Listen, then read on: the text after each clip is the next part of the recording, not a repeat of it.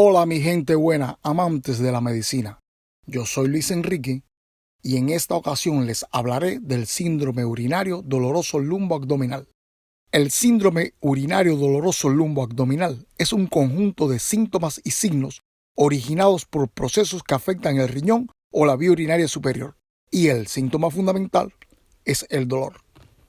El dolor puede ser un dolor capsular simple o gravativo, o puede ser como un cólico nefrítico. El dolor capsular simple o gravativo se localiza en el ángulo costomuscular y flanco. Va a ser de intensidad variable y de escasa irradiación. La forma de comienzo es lenta e insidiosa y los síntomas acompañantes dependen de la enfermedad que le dio origen. El dolor se debe a distensión de la cápsula renal o compresión del parénquima renal y estructuras vecinas. Este dolor es causado por litiasis no obstructivas, coraliformes, que comprimen el parénquima e irritan la cavidad renal. Tumor renal cuando se extiende a estructuras vecinas o hay invasión vascular.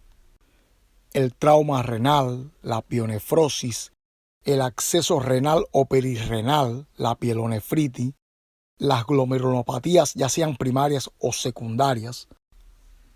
El cólico nefrítico es el dolor más intenso que se puede presentar en la medicina. Se produce por una obstrucción brusca de la vía urinaria superior en cualquier sitio, desde la unión pielo-ureteral hasta el meato ureteral. El dolor es paroxístico y se localiza en la fosa lumbar y flanco. La irradiación va a depender de la localización de la obstrucción en la vía urinaria. El paciente se presenta con gran agitación psicomotora y síntomas gastrointestinales como las náuseas y los vómitos. Las causas pueden ser intrínsecas o extrínsecas. Las intrínsecas son las propias de la vía urinaria superior y la más frecuente es la litiasis, que está presente en el 90% de los pacientes que padecen un cólico nefrítico. También pueden ser por coágulos, pus, restos de papila como en la papilitis necrotizante, restos de tumor que se pueden ver en los tumores transicionales de la vía urinaria superior, la estenosis ureteral, el ureterocele, la tuberculosis urinaria. Entre las extrínsecas encontramos las vasculares, como el aneurisma aortoiliaco, el uréter retrocavo, el síndrome de la vena ovárica, la tromboflebitis posparto de la vena ovárica o la cirugía vascular. Entre las ginecostétricas están el embarazo intra o extrauterino, los tumores uterováricos, sobre todo el cáncer de cuello uterino, la endometriosis, el acceso tubovárico, la iatrogenia, sobre todo en cirugías como la histerectomía. En las causas vésico-prostáticas están las tumoraciones vesicales y prostáticas. En las gastrointestinales está la apendicitis retrocecal, la diverticulitis, la enfermedad de Crohn, las lesiones pancreáticas y también la iatrogenia durante la cirugía. Y en la retroperitoneal están los tumores retroperitoneales, ya sean primarios o secundarios, los accesos retroperitoneales, la fibrosis retroperitoneal, el linfocele. Una vez conocidas las causas, podemos pasar a explicar la fisiopatología del cólico nefrítico. La obstrucción brusca de la vía urinaria superior provoca el aumento de la presión intrapiélica, distendiendo el músculo liso, lo cual estimula los sectores localizados en la submucosa y en la lámina propia de la cápsula renal peripiélica, la pelvis renal y el uréter proximal. Después de la transducción, la señal eléctrica es transmitida a través de fibras C y A delta a los segmentos medulares de 11L2, luego al tálamo y finalmente a la corteza cerebral. También la musculatura lisa de la pared ureteral se va a contraer intentando expulsar la obstrucción. Esa contracción prolongada conduce a una mayor producción de ácido láctico que va a irritar las fibras tipo A delta y tipo C. La irritación local de la mucosa juega un papel menor, pero también está presente. En la primera hora de la obstrucción aumenta el flujo sanguíneo renal y la presión pielo-ureteral, debido a una vasodilatación preglomerular, que es secundaria al aumento de la producción local de prostaglandinas E2, prostaciclina y también de óxido nítrico. La prostaglandina E2, además de estimular las terminaciones nerviosas del dolor, también inhiben la secreción de hormonas antidiuréticas, incrementando más la presión intrapiélica por el aumento del flujo urinario. Después se activan mecanismos de autodefensa, disminuyendo el flujo sanguíneo renal y la presión pielo-ureteral. Se produce vasoconstricción preglomerular por diferentes mediadores como son la angiotensina 2, el tromboxano A2, la ADH y las endotelinas. La disminución de la presión pielo-ureteral es secundaria a una disminución del filtrado glomerular. Si la obstrucción es intensa, se prolonga, eso va a implicar a que haya una anulación del filtrado glomerular. Por suerte, el riesgo de fracaso renal definitivo no se establece hasta varias semanas después de una obstrucción completa de la vía urinaria superior. También la orina acumulada en la pelvis se puede eliminar antes de la anulación del filtrado glomerular si se produce rotura de la vía urinaria a nivel de los fornis caliciales. La orina se extravasa hacia el espacio perirrenal para luego ser reabsorbida por los sistemas venoso y linfático. Incluso antes de la rotura de los fornis, existen reflujos pielos intersticiales que pueden ser reabsorbidos por los sistemas venosos y linfáticos del espacio intersticial y así disminuir la presión intraluminal.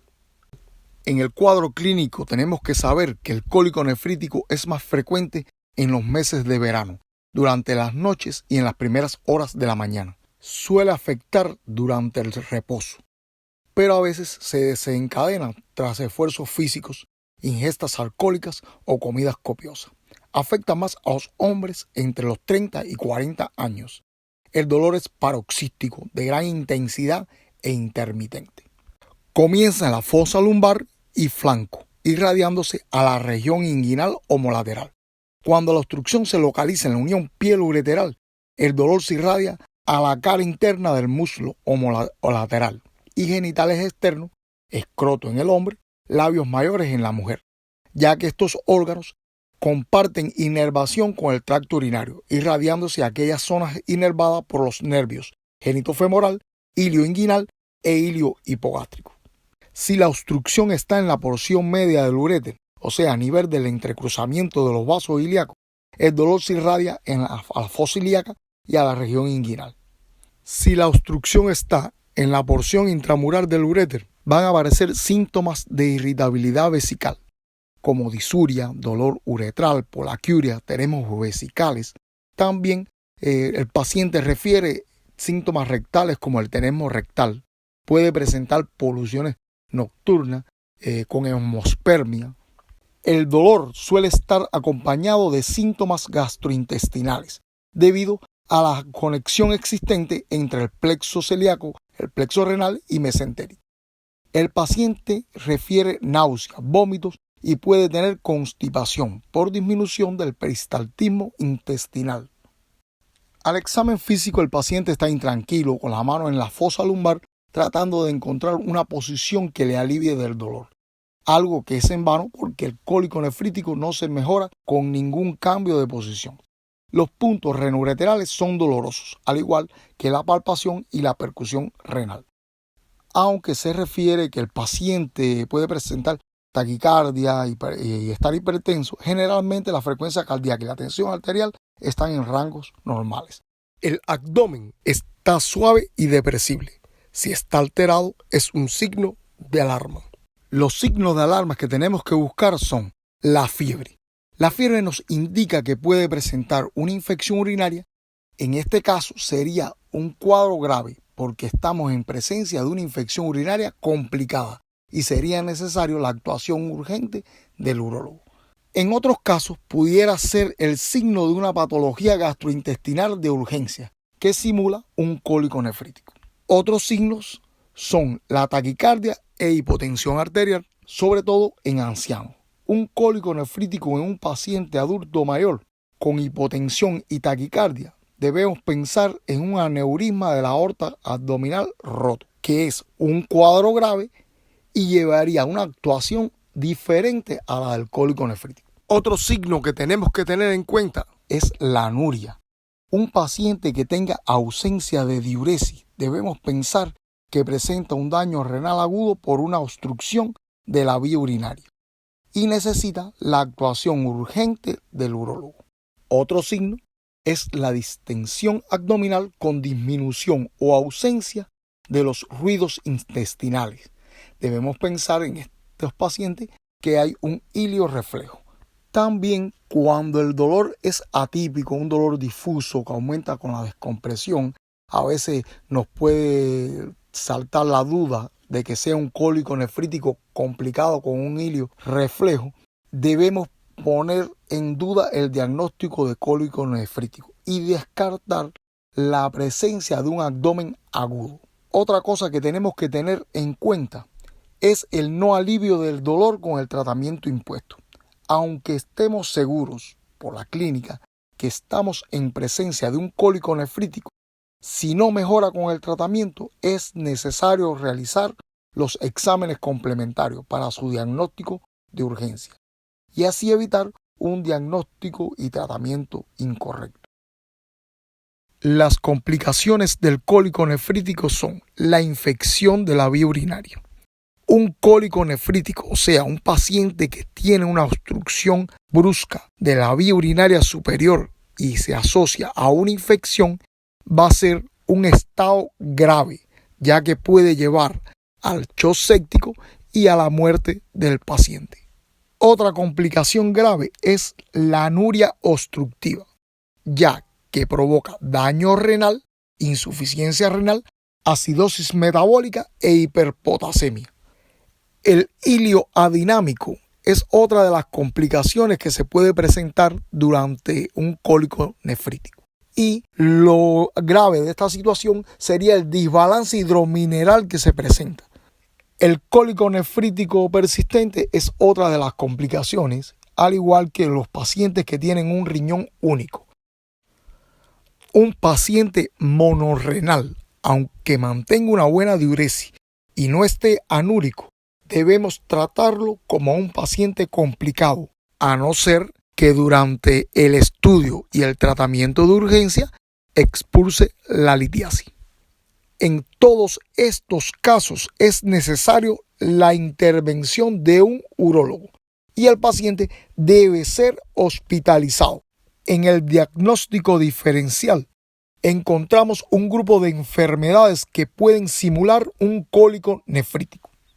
Procesos renales como el embolismo renal, la pielonefritis aguda, tumores, la hemorragia como el síndrome de Wunderlich, procesos gastrointestinales como la apendicitis aguda, la diverticulitis aguda, la trombosis mesentérica, la pancreatitis aguda, el cólico biliar, la úlcera perforada, procesos ginecológicos como el embarazo ectópico, la torsión de quiste de ovario, la anexitis, procesos vasculares como el aneurisma abdominal roto. También existen un grupo de patologías extraabdominales que pueden simular un cólico nefrítico, como el infarto agudo del miocardio, las neumonías de base, el herpes zóster, la sacrolumbalgia, la radiculitis, el síndrome de Munchausen. Para el diagnóstico del cólico nefrítico, generalmente con el interrogatorio y el examen físico es suficiente. Pero como hemos visto hasta ahora, en ocasiones puede existir una duda diagnóstica o sospechar una complicación y es necesario realizar exámenes complementarios. Los exámenes complementarios de urgencia que podemos realizar son el hemograma, la tira rápida de orina para ver si existe una infección o si hay hematuria, el ultrasonido renal abdominal, que también se puede realizar Doppler, el rayos X de abdomen simple, la tomografía axial computadorizada simple, la resonancia magnética nuclear que la vamos a utilizar en casos específicos como en las embarazadas. Otros estudios como glicemia, creatinina, coagulograma, ionograma y gasometría se realizan según la evolución del paciente y la necesidad, que va a depender de la comorbilidad o la complicación que se presente. Para el tratamiento del cólico nefrítico es necesario tomar medidas generales y específicas. Entre las medidas generales están el reposo, mantener hidratado al paciente sin sobrehidratarlo. Recuerden la fisiopatogenia del cólico nefrítico. También se pueden colocar bolsas tibias en la fosa lumbar y tratar cualquier otro síntoma acompañante, como son las náuseas y los vómitos. El tratamiento específico va encaminado a aliviar el dolor. Este puede ser con tratamiento medicamentoso, que es el más usado. Si recordamos la fisiopatogenia del cólico nefrítico, debemos usar los antiprostaglandínicos. Es bueno aclarar que este tratamiento depende de los protocolos establecidos en cada hospital, región o país. Como primera línea de tratamiento se recomienda el uso de los antiinflamatorios no esteroideos, como el diclofenaco y ketorolaco. Aunque existe controversia con el uso de los pirazolónicos, en muchos países se usan sin reportar casos de agranulocitosis. En los centros hospitalarios donde está permitido, recomiendo que se use según la comorbilidad de cada paciente para evitar sangramientos digestivos o crisis hipertensiva. En una segunda línea de tratamiento se encuentran los opioides, como la morfina, la petidina y el tramadol. Algunos prefieren el uso de estos medicamentos antes que los antiinflamatorios no esteroideos. Este algoritmo pudiera ser útil para el tratamiento del cólico nefrítico en sala de urgencia, pudiendo aplicar 2 dosis de analgésicos y, de ser necesario, una tercera de un mórfico. Claro que existen otros medicamentos que son ampliamente utilizados, donde se combinan antiprostaglandínicos con antiespasmódicos o antiprostaglandínicos con opioides. Otra opción de tratamiento específico es la medicina tradicional china. La acupuntura, la moxibustión, es ampliamente utilizada en algunos centros hospitalarios. El bloqueo esplácnico o paravertebral es muy usado en Rusia y países de Europa Oriental, siendo otra opción de tratamiento. También podemos realizar tratamientos intervencionistas endourológicos, sobre todo en pacientes con complicaciones infecciosas o anuria, pudiendo realizar una nefrostomía percutánea o la colocación de un catéter WJ. En ocasiones es posible realizar la extracción de la litiasis por ureteroscopia, algo que es imposible en hospitales de bajos recursos. Una vez aliviado el dolor, es necesario imponer un tratamiento ambulatorio y orientar la visita a su médico de cabecera para estudiar la causa del cólico nefrítico. El tratamiento consiste en medidas generales y el tratamiento del dolor para evitar su recurrencia. En aquellos pacientes que presentan una litiasis expulsable localizada en el tercio superior del uréter, podemos indicar anticálcicos como la nifedipina. Y si está en el tercio inferior del uréter, podemos indicar alfa-bloqueadores como la tansulosina. Como han podido ver, las causas de síndrome doloroso lumboabdominal son variadas y la más importante es el cólico nefrítico, no solo por ser la urgencia más frecuente, sino que de no diagnosticarse y tratarse correctamente puede traer complicaciones graves para quien la padece. Espero que esta información les sea útil y sin más que decir les deseo éxito y salud.